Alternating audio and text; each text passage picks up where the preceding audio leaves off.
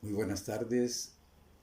Tengo el alto honor de dirigirme a ustedes en esta época de confinamiento para tratar de desarrollar algunos temas sobre el área cardiovascular. El laboratorio Unifarm gentilmente me ha solicitado tratar algunos temas de interés para todos nosotros en nuestra práctica médica cotidiana, esperando que sean de su agrado. El primer tema que vamos a abordar el día de hoy será la primera parte sobre dislipidemia, riesgo cardiovascular y recomendaciones sobre el uso de estatinas. Estimados colegas, vamos a dar inicio entonces al desarrollo de nuestra primera conferencia, la parte 1 del tema dislipidemia, riesgo cardiovascular y recomendaciones sobre el uso de estatinas. Me permito presentarme. Soy el doctor Jorge Luis Barrios Coronado, médico cardiólogo. Este tema es bastante interesante en vista que, como ustedes pueden constatar en esta diapositiva que les presento, la dislipidemia ocupa el tercer lugar en incidencia en el mundo de los principales factores de riesgo cardiovascular. Después de la hipertensión arterial, el tabaquismo, la dislipidemia constituye entonces el tercer factor de riesgo de muerte y mortalidad, tanto en países en desarrollo con alta mortalidad como en países en desarrollo con baja mortalidad y países desarrollados. Para poder entender la patología, tenemos que recordar la fisiología del endotelio principalmente. Sabemos que el endotelio conforma una superficie lisa que facilita el flujo laminar de la sangre y previene las adherencias de las células sanguíneas. Regula la angiogénesis y el remodelado vascular, contribuye a la formación y mantenimiento de la matriz extracelular y sintetizan y degradan diversas hormonas. En esta imagen vemos un vaso sanguíneo por dentro y apreciamos al fondo sus células que la tapizan internamente, las células endoteliales. Y vemos aquí navegar dentro de este torrente a los eritrocitos. Vean cómo en ningún momento ningún eritrocito toca el endotelio. En estado natural, sabemos que los elementos formes, como las sustancias que van dentro del torrente sanguíneo, dígase lípidos, dígase anticuerpos, etc., ningún elemento forme ni ninguna sustancia se adhiere en ningún momento a la superficie interna que está separando el medio intravascular del medio extravascular.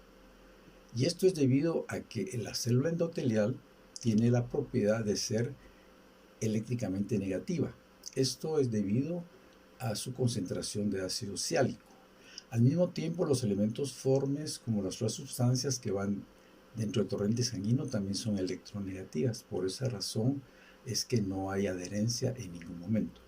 Cuando la célula endotelial pierde esa propiedad de electronegatividad e invierte su carga a positiva, en ese momento ya puede haber adherencia de un elemento forme o de alguna otra sustancia, como por ejemplo una molécula de colesterol, y se inicia entonces la migración al subendotelio y allí se da inicio al proceso patológico desencadenado por los factores de riesgo como la dislipidemia, por ejemplo.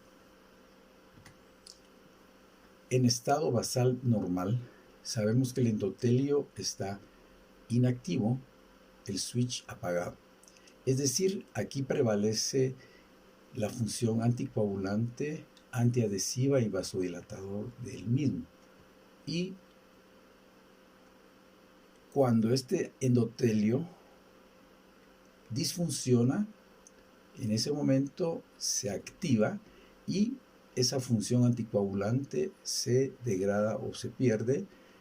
La función antiadhesiva se invierte siendo entonces proadhesivo y en lugar de prevalecer las sustancias vasodilatadoras, son las sustancias vasoconstrictoras las que van a estar activas. El endotelio tiene, la célula endotelial tiene esa propiedad realmente, se le conoce como células autacoides porque producen sustancias que tienen efectos antagónicos, es decir, producen sustancias tanto antiinflamatorias como proinflamatorias, proagregantes como antiagregantes, sustancias antiadhesivas como adhesivas, sustancias fibrinolíticas como antifibrinolíticas, y se considera un órgano realmente endocrino y paracrino, porque realmente estas sustancias actúan in situ como lejos de su lugar de producción. Importante a señalar realmente el rol fundamental del óxido nítrico.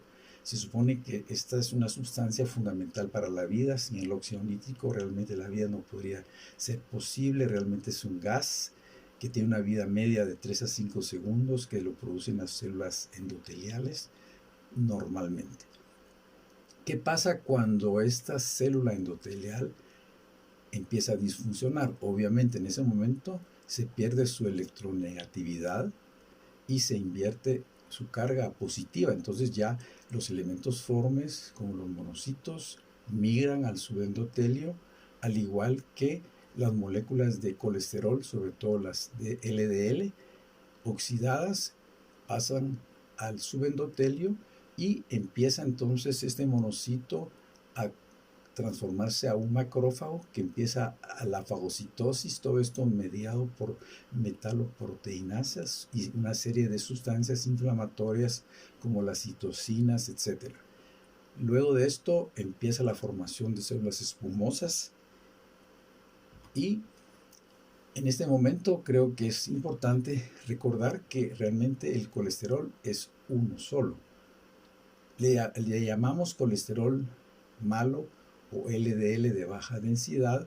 ¿Por qué? Porque la proteína que lo transporta es una lipoproteína y es ella la que recibe este nombre, y este otro colesterol de alta densidad, que es el llamado colesterol protector, también es transportado por la molécula lipoproteína HDL. Aquí tenemos que entender realmente que este colesterol malo es un colesterol de depósito que difícilmente sale de las arterias una vez que ha empezado a entrar a ellas, y el HDL es el bueno porque realmente es el que está saliendo constantemente de la circulación y está siendo llevado por esta molécula de regreso hacia el hígado para su degradación, presentándole esta molécula entonces al LDL, que ha logrado rescatar de la placa como de la circulación al receptor de la célula hepática, y de esa forma este LDL colesterol desaparece. Esto es lo que se llama desbalance de flujo y eflujo de lipoproteínas ricas en ApoB, que son realmente las moléculas de muy baja densidad, que son las más aterogénicas. Esto es lo que conocemos realmente como transporte inverso o reverso del colesterol. Veamos acá en esta gráfica la placa. Aquí hay moléculas de LDL que han sido oxidadas, que han llegado de la circulación, y luego viene el colesterol HDL que las logra captar y las devuelve realmente al receptor de la célula hepática, donde van a ser degradadas. Recordemos que el colesterol realmente que tenemos en nuestra circulación tiene dos vías, tanto la vía de absorción digestiva por la dieta, que constituye realmente un 30-35% del colesterol que tenemos total en sangre, y la mayor producción se lleva a cabo a nivel de la célula hepática, en donde de un 65 al 70% del colesterol que tenemos sanguíneo proviene entonces de su producción hepática. El rol de la inflamación.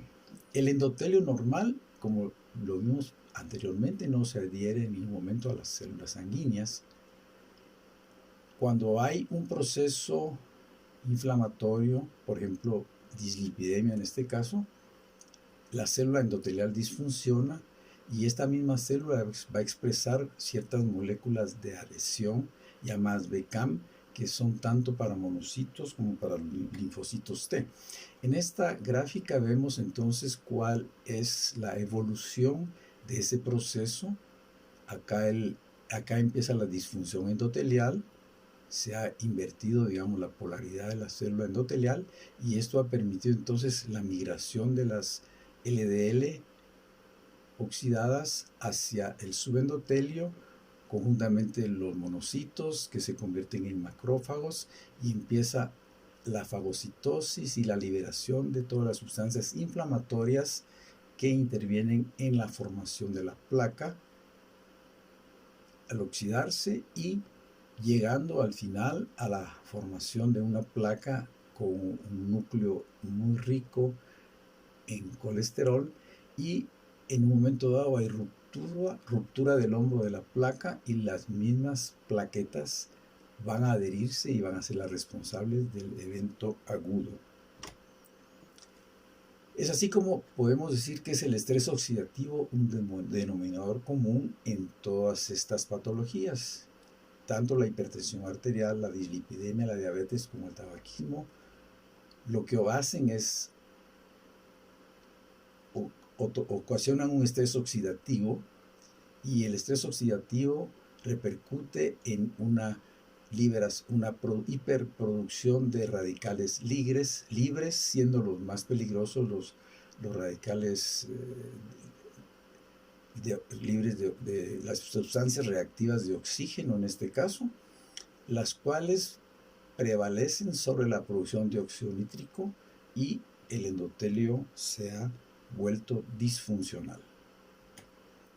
La disfunción endotelial y los factores de riesgo, como lo dijimos previamente, la dislipidemia, como la diabetes, como la hipertensión, como el tabaquismo, son realmente procesos inflamatorios. Por ejemplo, la diabetes se considera que es un estado de hiperproducción de radicales libres y esto ocasiona inflamación al endotelio y esto desencadena la injuria del mismo al disfuncionarlo y al volverse vasoconstrictor, al volverse adhesivo, proliferativo y acumulación de lípidos.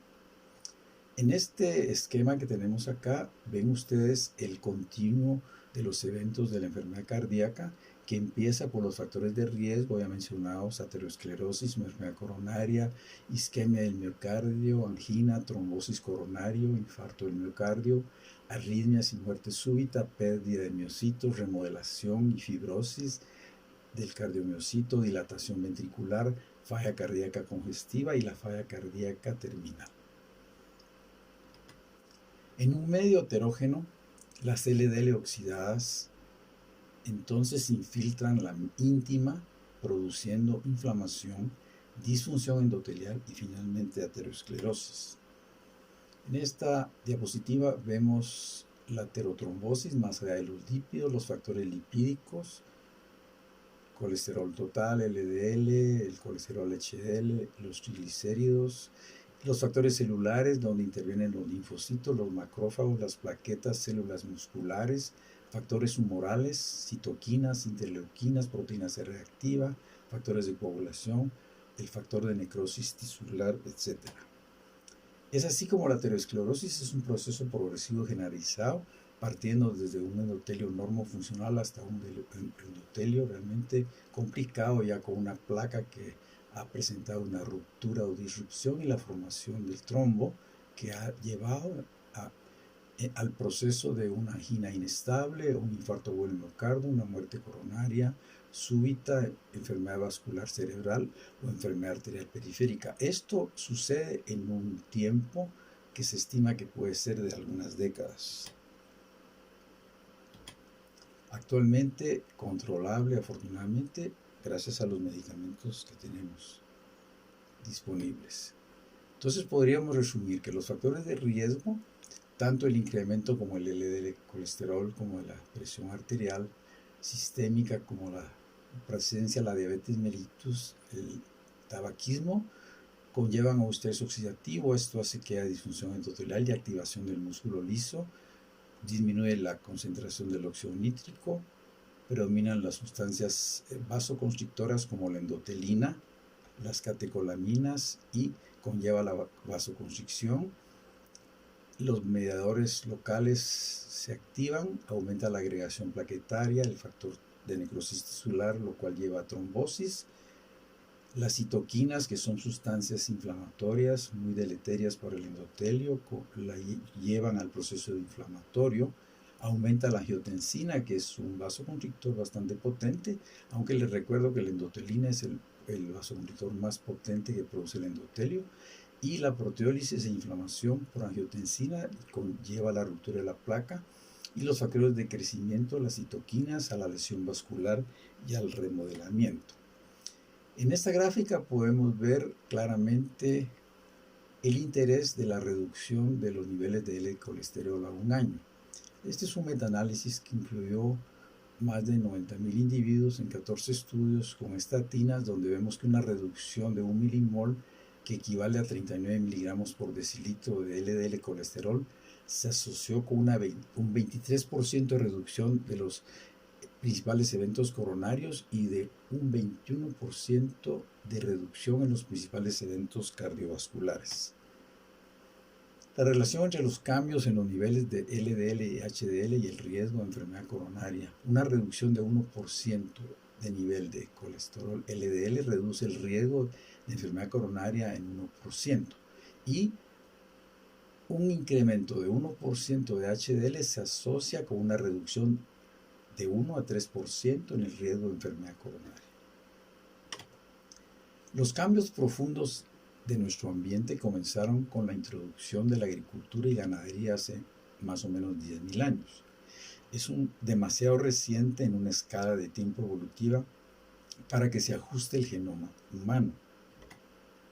Se supone que nuestro genoma no está adaptado para el medio y la dieta, sobre todo en que vivimos actualmente. Tenemos entonces aún el genoma del ser humano primitivo.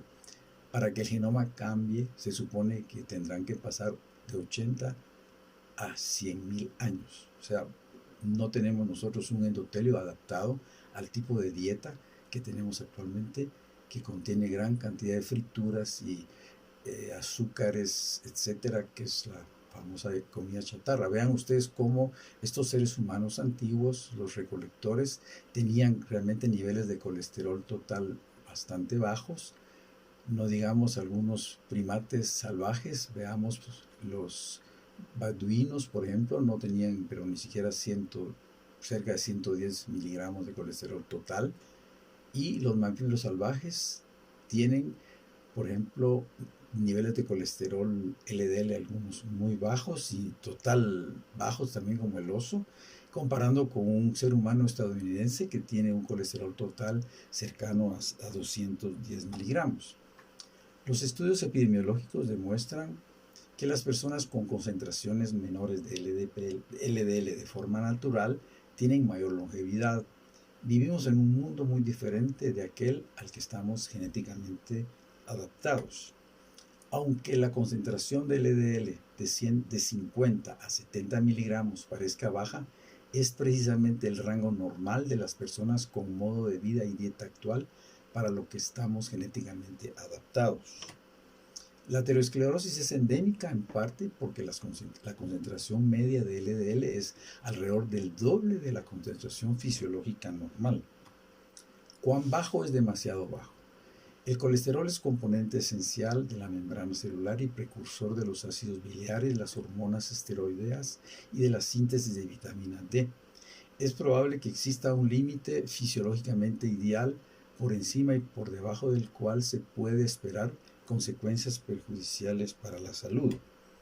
En esta gráfica bastante elocuente vemos en este plano de coordenadas cartesianas, abajo en las abscisas, vemos estos estudios fueron estudios de prevención primaria que fueron publicados ya hace algunos años, principios del año 2000, finales de los 90, y vemos todos estos estudios que fueron de prevención primaria, es decir, personas que aún no habían llegado a tener un evento vascular, y vemos cómo claramente se ve, por ejemplo, en el estudio WOSCOP, que los pacientes que tenían niveles de colesterol LDL de 195 miligramos tenían un alto riesgo de tener eventos o episodios de enfermedad coronaria. Y los que tenían menos concentración sérica tenían mucho menos porcentaje de ese riesgo. Se supone que en prevención primaria tendríamos que tener entonces un nivel sérico cerca de 50 miligramos para estar libres de un proceso inflamatorio coronario o vascular cerebral. Estos son estudios de prevención secundaria, es decir, ya después de que hubo un evento cerebrovascular o aterotrombótico coronario, por ejemplo. Todos estos estudios también nos dicen que a mayor concentración de LDL, mucho más riesgo de episodio de enfermedad coronaria. Y entonces aquí vemos claramente que para no tener un reevento o un nuevo IAM o un nuevo ACV, si tenemos el colesterol alto, deberíamos teóricamente tener niveles de colesterol bastante bajos para no tenerlos, cerca de 30 miligramos de LDL colesterol. Es la razón por la cual las guías insisten que entre más bajo el LDL colesterol, mejor nos va a ir. Eso es lo que actualmente las guías, tanto americanas como europeas, lo aceptan. Concentraciones muy altas de LDL colesterol, cercanas de 190, se asocian a riesgo de cardiopatía coronaria. Sin embargo, la aterosclerosis no es infrecuente, incluso en personas con LDL relativamente normales, dígase 90, 130.